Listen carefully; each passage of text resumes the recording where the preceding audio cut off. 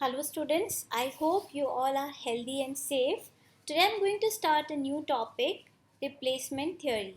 So, replacement theory is concerned with the problem of replacement of machines, electric bulbs, men, etc. due to their deteriorating efficiency, failure or breakdown. Okay, now what is replacement theory? देखिए replacement theory में क्या होता है, जब हमें कोई decision लेना होता है related to replacement of any machine, electric bulb or staff. Okay, so in that situation we can use this theory and take our decision. Okay, because as we all know by the time हर चीज़ की efficiency कम होती जाती है, ठीक है, तो हमें उसे replace करना पड़ता है. तो रिप्लेसमेंट करना है तो फिर उसके लिए हमें इस थ्योरी की हेल्प लेनी होती है. The replacement problems can be discussed on two heads. तो there are major two heads जिनके अंदर हम रिप्लेसमेंट प्रॉब्लम्स को स्टडी करेंगे. First is replacement policy for equipment that deteriorates gradually. एक इस तरीके के इक्विपमेंट्स जो ग्रेजुअली डेटेरियोरेट होते हैं. And B, replacement policy for items that fail suddenly, और जो सडनली फेल हो जाते हैं. Okay, like bulbs. तो इस दो तरीके के हेड्स में हम रिप्लेसमेंट प्रॉब्लम्स को स्टडी करेंगे. So today we are going to start point A, that is replacement policy for equipment that deteriorates gradually like our machines. So in our first heading, अभी मैं कौन सा टॉपिक स्टार्ट कर रही हूँ, replacement policy for items whose running cost increases with time without change in the value of money during a period. Okay, अब क्या होगा, जैसे जैसे मशीन है डेट्रियोरेट होती जाती है, मतलब उसकी एफिशिएंसी कम होती जाती है, तो उससे क्या होता है, उसकी रनिंग कॉस्ट बढ़ जाती है. ठीक है, क्योंकि उसको बार बार रिपेयर एंड मेंटेनेंस की ज़रूरत होगी, तो उसकी रनिंग कॉस्ट इंक्रीज हो जाएगी. लेकिन अब यहाँ पे हम ये मान के चल रहे हैं कि वैल्यू ऑफ मनी जो है वो चेंज नहीं हो रही है without change in the value of money.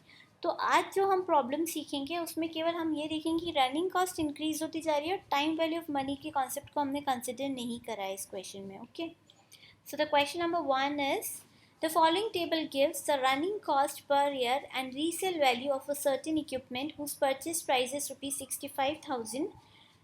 Okay, एक इक्विपमेंट है जिसकी परचेज प्राइस है 65,000. अब आपको क्वेश्चन में उसकी रनिंग कॉस्ट दी हुई है और रीसेल वैल्यू दी हुई है. देखिए, अब रनिंग कॉस्ट तो जैसे जैसे टाइम बढ़ता जाएगा इंक्रीज होती जाएगी. ठीक है, पहले साल में थोड़ा कम लगेगा पैसा रन करने के लिए, दूसरे में, तीसरे में, चौथे में बढ़ता जाएगा, फिर पाँचवें छठे साल में और ज़्यादा बढ़ जाएगा. और जो रीसेल वैल्यू है वो क्या होती जाएगी, कम होती जाएगी. ठीक है, पहले साल में बेचोगे तो थोड़े ज़्यादा पैसे मिलेंगे, दूसरे साल में बेचोगे तो और थोड़े कम मिलेंगे. इस तरीके से क्या होती जाएगी, उसकी रीसेल वैल्यू कम होती जाएगी और रनिंग कॉस्ट इंक्रीज होती जाएगी. At what year is the replacement due optimally. अब हमें रिप्लेसमेंट कब करना चाहिए, कौन सी ईयर में करना चाहिए, ये डिसीजन हमें लेना है. तो for taking this decision we can use replacement theory. So this is a question. Years आपको गिवन है 1 to 8. रनिंग कॉस्ट देखिए इंक्रीज हो रही है, 14,000, 15, 17, 20, 24, 28, 33 एंड 39,000.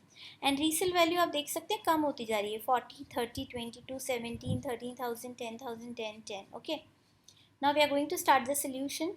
सबसे पहले कुछ नोटेशंस हैं. देखिए, रनिंग कॉस्ट को हम किससे डिनोट करते हैं, आर ब्रैकेट में टी. रीसेल वैल्यू या जिसे हम सैल्वेज वैल्यू भी कह सकते हैं, एस ब्रैकेट में T. Purchase price is denoted by small C. Okay, let it be profitable to, I think it's a mistake, let it be profitable to replace the equipment after n year. अभी हमने ये assume किया है कि हम जो equipment है उसको n ईयर के बाद रिप्लेस कर रहे हैं. अब ये n ईयर कौन सा है हमें पता नहीं है. We are going to find the value of n. Okay, n is determined by minimum value of the average annual cost per year. अब ये n कैसे डिटरमाइन करेंगे कि कौन से साल में हमें इक्विपमेंट को रिप्लेस करना चाहिए. देखिए, उसके लिए आपको डिसीजन किसकी हेल्प से लेना है, minimum value of the average annual cost per year. तो हम क्या कैलकुलेट करेंगे, average annual cost per year, हर साल की एवरेज एनुअल कॉस्ट निकालेंगे. जहाँ पे वो कॉस्ट मिनिमम है उस ईयर में हम क्या करेंगे, उस इक्विपमेंट को रिप्लेस करेंगे. तो अब कैसे फाइंड आउट करनी है एवरेज एनुअल कॉस्ट, देखिए फॉर एग्जांपल अभी हम बात कर रहे हैं फर्स्ट ईयर की. तो देखिए, फर्स्ट ईयर में मैंने क्या लिखा है, टोटल कॉस्ट इन 1 ईयर. तो running cost in first year plus loss in purchase price. अब देखिए पहले साल का रनिंग कॉस्ट कितना है, हम क्वेश्चन में चेक करते हैं। फर्स्ट ईयर की रनिंग कॉस्ट है 14,000, आप देख सकते हो यहाँ पे, और रीसेल वैल्यू कितनी है 40,000, और हमने परचेज कितने में किया था इक्विपमेंट, हमने ये परचेज किया था इक्विपमेंट 65,000 में। तो देखिए रनिंग कॉस्ट तो 14,000 है, प्लस और दूसरी कॉस्ट क्या लगी, ये 65,000 में मैंने ख़रीदा था, लेकिन मैं अगर अभी इसको बेचती हूँ तो आई विल गेट ओनली 40,000। तो 65 माइनस 40 मुझे कितना नुकसान और हो रहा है 25,000 का। ठीक है, तो ये 25,000 मेरी कॉस्ट है एक तरीके से, तो मैं इसको क्या करूँगी रनिंग कॉस्ट के साथ ऐड करूँगी। तो यहाँ पे देखिए 14,000 प्लस 25,000, तो running cost in first year plus loss in purchase price, तो टोटल हमारा जो कॉस्ट है एक तरीके से वो कितना हो गया 39,000। ऐसे अगर हम सेकेंड ईयर की बात करते हैं तो total cost up to 2 years, running cost up to 2 years. अब देखिए 2 साल, पहले साल भी आपने मशीन रन करी, दूसरे साल भी रन कर रहे हो, तो पहले साल की रनिंग कॉस्ट तो पे करनी पड़ेगी, प्लस दूसरे साल की भी पे करनी पड़ेगी। तो हम क्या करते हैं रनिंग कॉस्ट को क्यूमुलेट कर देते हैं। देखते हैं सेकेंड ईयर की रनिंग कॉस्ट क्या थी, ऊपर चेक करते हैं। देखिए सेकेंड ईयर की रनिंग कॉस्ट कितनी है 15, तो अभी सेकेंड ईयर तक टोटल रनिंग कॉस्ट कितनी हो गई 14 प्लस 15 29,000। ठीक है, और लॉस कितना हुआ है आपको परचेज प्राइस का 65,000 की चीज़ के आपको 30,000 रुपीज़ ही मिलने हैं अभी। तो आपकी जो वैल्यू जो डाउन हुई है कितने से हुई है 35,000 से, है ना। 65 माइनस 30 35,000। तो अभी देखिए total cost of second year कैसे निकालेंगे आप, 14 प्लस 15 या रनिंग कॉस्ट को क्यूमुलेट कर दिया, 2 सालों की रनिंग कॉस्ट, बिकॉज हम 2 सालों के लिए कॉस्ट कैलकुलेट कर रहे हैं। तो 29 plus 65,000 minus 30,000 is 35,000। This is a loss in purchase price. कैसे निकाला, इक्विपमेंट के परचेज प्राइस में से अभी जो रीसेल वैल्यू है वो लेस कर देंगे, तो हमारे पास क्या आ जाएगी लॉस इन परचेज प्राइस। इन दोनों को ऐड किया तो 64। लेकिन हमने क्या बोला था एन हमें डिसाइड करना है कि कब हम इक्विपमेंट को रिप्लेस करेंगे, तो उसके लिए डिसीजन लेने में हमें कौन हेल्प करेगा, मिनिमम एवरेज एनुअल कॉस्ट। तो अभी ये जो कॉस्ट है 64,000 ये 2 साल की है।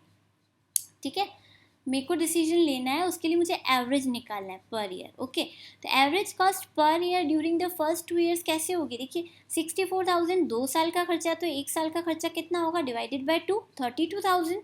ठीक है, ऐसा हमने पहले वाले में क्यों नहीं किया जब मैं 1 ईयर के लिए कैलकुलेट कर रही थी, बिकॉज 39,000 पूरे 1 साल का ही है, तो 39,000 अपॉन 1 करेंगे तो 39,000 ही आएगा। लेकिन यहाँ पे जो है कि 2 साल के लिए टोटल कॉस्ट है 64,000, तो पर ईयर कॉस्ट निकालने के लिए इसको नंबर ऑफ ईयर से डिवाइड करना पड़ेगा। So now the cost up to second year is 32,000. Now we will work out for the third year up to 3 years. Total cost up to 3 years देखिए, running cost up to 3 years 3 साल के running cost को cumulate किया है, first year की 14, second year की 15 और third year की 17,000 टोटल ऐड किया।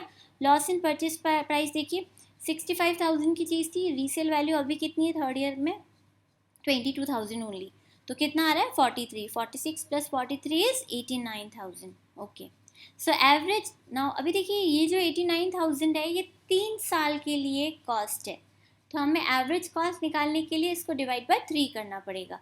सो 89,000 divide by 3 is 29,666.666। Okay, now these computations may be summarized in the following tabular form. अभी देखिए हमने क्या किया, थोड़ा शॉर्ट में क्वेश्चन को सॉल्व करना है।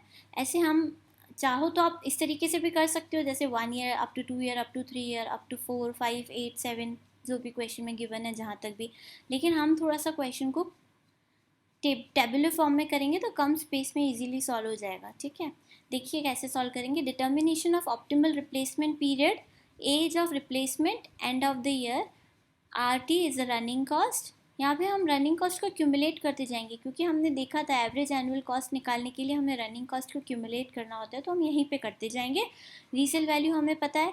अभी देखिए capital cost minus resale value, आपको जो लॉस इन परचेज प्राइस है आप कैसे निकाल रहे थे, जो इक्विपमेंट के परचेज प्राइस है 65,000 उसमें से रीसेल वैल्यू लेस कर रहे थे, तो 65,000 minus 40,000 is 25,000, 65,000 minus 30,000 is 35,000, 65,000 minus 22,000 is 43,000। तो इस तरीके से हमने C कैपिटल कॉस्ट में से रीसेल वैल्यू ST को लेस कर दिया, तो ये आ गया हमारे पास लॉस इन परचेज प्राइस। फिर हम यहाँ पे क्या निकालेंगे, टोटल कॉस्ट। देखिए टोटल कॉस्ट कैसे निकालनी है, running cost plus loss in purchase price. तो ये लॉस इन परचेज प्राइस है और ये रनिंग कॉस्ट है, तो दोनों को ऐड कर दो। देखो इसको मैंने दिया कॉलम नंबर 1, इसको दिया कॉलम नंबर 4। ओके, लेकिन हमको रनिंग कॉस्ट नहीं चाहिए, हमें क्या चाहिए, क्यूमुलेटिव रनिंग कॉस्ट, है ना।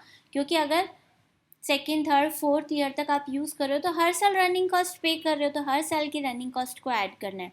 तो ये जो क्यूमुलेटिव रनिंग कॉस्ट है ये वाला कॉलम प्लस ये जो लॉस इन परचेज प्राइस है, इन दोनों कॉलम को ऐड करेंगे तो टोटल कॉस्ट आ जाएगी। तो column number 2 and column number 4 को ऐड करेंगे तो विल गेट टोटल कॉस्ट। लेकिन हमें डिसीजन लेने के लिए क्या चाहिए, एवरेज कॉस्ट। तो एवरेज कॉस्ट कैसे निकलेगी, ये जो आपकी टोटल कॉस्ट है इसको नंबर ऑफ ईयर से डिवाइड कर दीजिए। तो 39,000 upon 1 is 39,000. Here 64,000 upon 2 is 32,000 and likewise we can calculate the average cost. देखते हैं एक बार क्वेश्चन को फिर से। देखिए अभी मैंने पूरा डेटा ऊपर से कॉपी किया है। ये 1 to 8 ईयर्स यहाँ पे हमने लिखे हैं। 1 to 8 ईयर्स की हमने रनिंग कॉस्ट लिखी है फर्स्ट कॉलम में। रनिंग कॉस्ट को मैंने एक्यूमुलेट किया है 14,000, 14 plus 15 29, 29 plus 17 46 plus 20 66 plus 24 90 plus 28 118 plus 33 is equals to 1,51,000 plus 39 is 1,90,000। सो ये 3 कॉलम्स रेडी हो गए। रीसेल वैल्यू क्वेश्चन में गिवन है, देखकर लिखनी है आपको। कैपिटल कॉस्ट कैसे निकालोगे मैंने अभी बताया था, फिर से बता रही हूँ। जो इक्विपमेंट की परचेज प्राइस है दैट इज 65,000, उसमें से आपको क्या करना है, रीसेल वैल्यू को लेस करना है। तो 65,000 में से इन सबको लेस करते जाओ। 65 minus 40 25, 65 minus 30 35, 65 minus 22 43, minus 65 minus 17 48, and likewise you can calculate the loss in purchase price. In the next column, total cost column में मैंने क्या किया था, column number 2 that is cumulative running cost plus loss in purchase price, दोनों को add किया है। तो 14 plus 25 is 39, 29 plus 35 is 64,000, 46 plus 43 is 89,000, 66 plus 48 is 1,14,000, and likewise you can add up these two losses or these two costs. Okay, in the last column, on the basis of which we will take our decision, we are going to find the average cost. How to find the average cost? जो total cost है उसको number of years से divide कर दो। तो 39,000 upon 1 is 39,000, 64,000 upon 2 is 32,000, 89,000 upon 3 is 29,666.7, and 1,14,000 upon 4 is 28,500, 1,42,000 upon 5 is 28,400, it is 28,500. Okay, and this is 20, wait, it's 28,500, it's 29,667. values are not in lakhs, it's in thousands. Next, 1,42,000 upon 5 is 28,400, 1,73,000 upon 6 is 28,833, and so on. Now you can see, अभी देखिए cost सबसे कम कहाँ पे है, minimum average annual cost 28,500 के बाद next क्या आ रहा है, 28,400। उसके बाद देखिए वैल्यू फिर से कॉस्ट फिर से बढ़ गई है 28,833। तो सबसे लीस्ट कॉस्ट किधर है, फिफ्थ ईयर पे, दैट इज 28,400। तो हम फिफ्थ ईयर पे हमारे इक्विपमेंट को रिप्लेस करेंगे। So you can see the answer. The above table shows that the lowest average cost per year is achieved by replacing the equipment at the end of fifth year. Okay, so this was the first question of replacement theory. I hope it is clear to all of you. Thank you so much.